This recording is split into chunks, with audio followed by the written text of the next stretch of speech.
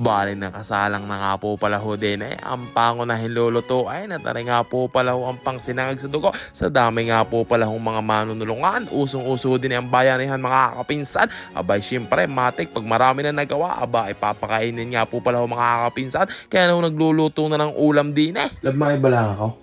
Matanong ko lang. Tayo naman iparehas taga Batangas. Ikaw ga? Tatanong ko, gano'n ka kadalas mawala ng kuryente dito sa inyo? Malimit. Ano na pag may mga bagyo. Tapos parang nung nakaraan din wala din power. Dito sa Batangas, kalimit bagay yung minsan ngayon yung basta nalaang. Halimbawa, may walang pasabi. Minsan nawawala na ng bigla. Tapos minsan nalilate pa nga sa announce, diga. Hindi mag-announce ng alas 5, magkaka-power na. Tapos alas 5, wala pa. Lalo pag yung mga gabi, alang ang oras na. Mahirap naman sa Japan. Ano epekto nito sa inyo pagka kusukan yung malimit na walang kuryente? Mahirap. Siyempre mainit. Tapos yung tubig namin di kuryente din. So wala kaming tubig. Walang panligo, Tapos yung kagaya ng mga kapatid ko work from home din. walang internet, walang Walang internet. kuryente. Alam mo gamay, bahagi ko lang sa iyo, lab, nung kami nagpuntang Iloilo. Nakilala namin doon ang more power.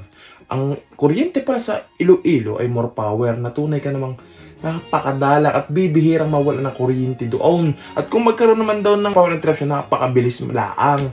Kasi marami daw silang substation doon. Alam mo galab sa more power. Ang more power handang mag-invest dito sa Batangas. Handa sila magtayo dito ng mga substation. Yung kumbaga parang mabilis agad makapagkuha ng kuryente pagka nawawalan. Kasi ay mo naman napakahirap naman sa pag nawawalan ng power kaya napakaganda lab kung yung more power sa Iloilo madadala sa Batangas. Lalo na marami mag-i-invest dito sa ating investor. Dahil syempre maganda na ang kuryente, hindi nawawalan. Marami magninegosyo dito.